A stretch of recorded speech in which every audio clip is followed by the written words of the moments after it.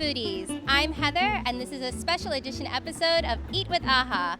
Now let's get to gathering all of our ingredients for our mac and kimchis. First, we're here at the Korean Food Mart. Second, we'll be at the Foreign Food Mart. And third, we're visiting our chunk of cheese store right in our neighborhood. As a foreigner, grocery lists are organized into locations. Produce like green onions, beef stock, noodles, breadcrumbs, and most meats are easily found at local Korean marts, especially kimchi. But to get more specialty imported items, going to a foreign food mart is necessary. This is where I pick up most of my cheeses, spices, and dairy products. Dairy is actually becoming more and more popular in Korea.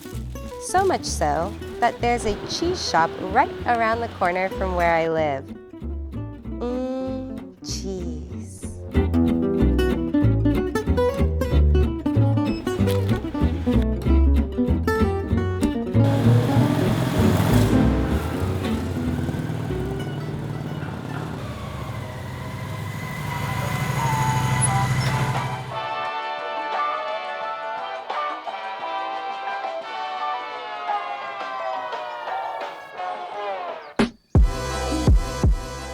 As you can see, a lot of ingredients went into this recipe. I wanted to truly melt flavors and textures from my own cultural background with Korean influences I can't get enough of. This dish is American Southern, Spanish, and Korean. It's everything that I crave when I'm homesick, but I'm already home. The mac and cheese ingredients are guilty pleasure Southern staples. The pork belly, fried with fermented yumminess, is straight out of the kimchi kingdom. But I flavor the meat with a Spanish must-have, adobo. Then the bread crumble on top gets a Korean makeover by adding gochugaru to the mix. All right, my mouth is watering. Let's get to cooking. First things first, let's talk about cheese. This mac has 5 cheesy players: mozzarella, Gouda, sharp cheddar, white cheddar, and Parmesan. 8 ounces of mozzarella is cut into chunky cubes and set aside for later. They'll play a key role in that gooey mac factor, especially when paired with 4 ounces of Gouda, which is also cut into chunky cubes.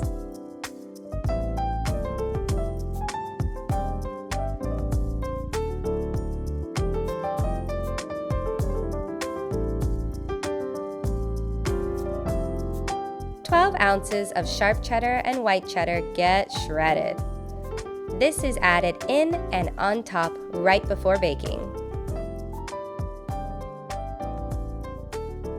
All I'm thinking here is please don't cost me a chipped nail tip. I really do need a better grater.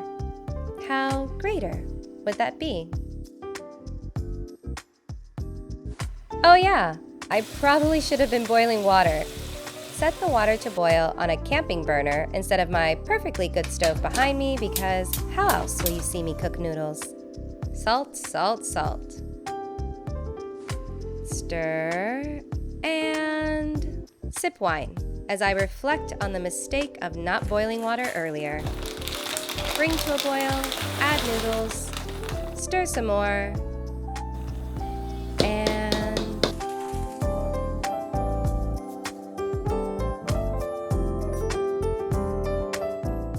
taste test. Undercook for future al dente success, because this is getting cooked twice.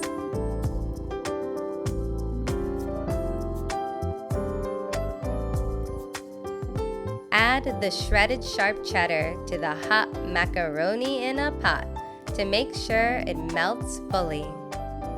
Then, slowly pour and stir in a 2-cup mixture of 1 part milk plus 1 part heavy whipping cream.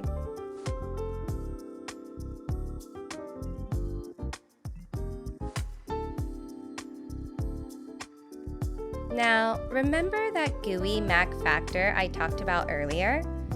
This is where it comes in. Add the chunks of mozzarella and Gouda. They won't melt now, But in the oven, these pockets of cheese will be what dreams are made of.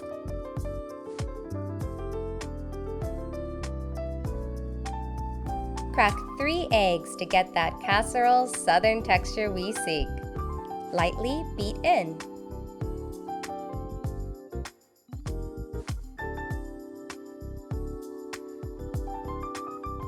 Add some salt, cayenne pepper to taste, ground pepper,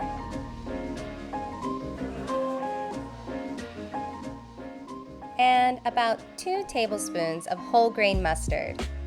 When I cook, I usually go by feeling, smell, and taste. It's how I learned to cook from my dad. There's the science of the recipe, but then there's the artistry of the chef. And my dad is the chef. Pour the mixture into a baking pan and set aside. Time to make the kimchi pork belly stir fry for our next mac and kimchi's layer. We cook the pork belly, known as samgyeopsal, directly into the hot pan. No need for oil, the meat fat provides it. Sprinkle some adobo on one side.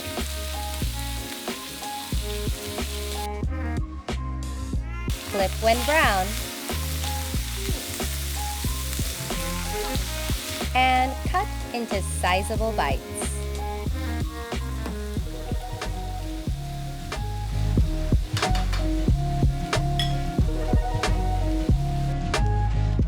Pull out some extra fermented kimchi. The older the better.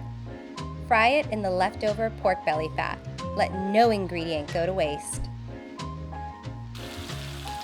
Snip the kimchi into smaller bites. Add half a tablespoon of minced ginger, 1 tablespoon or way more garlic than what any recipe asks for. Raise your hands up, fellow garlic girls. Half a tablespoon of sugar, 3/4 a teaspoon of beef stock powder, sesame oil, more sesame oil,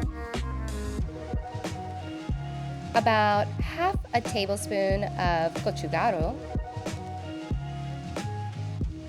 and stir on high heat.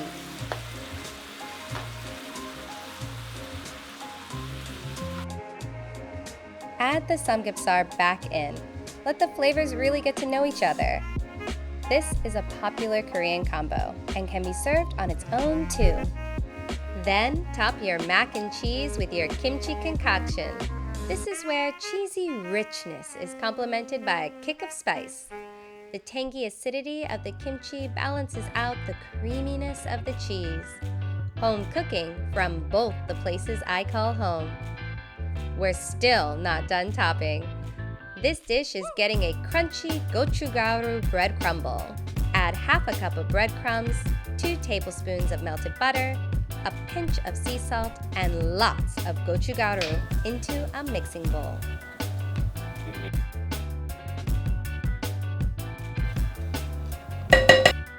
The toppings don't stop.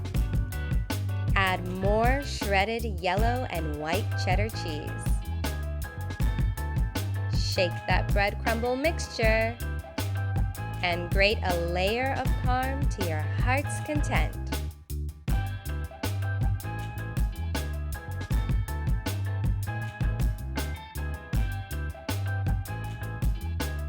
She's ready. Bake this baby at about 375 degrees Fahrenheit and for about 40 minutes. Rotate once. Ooh.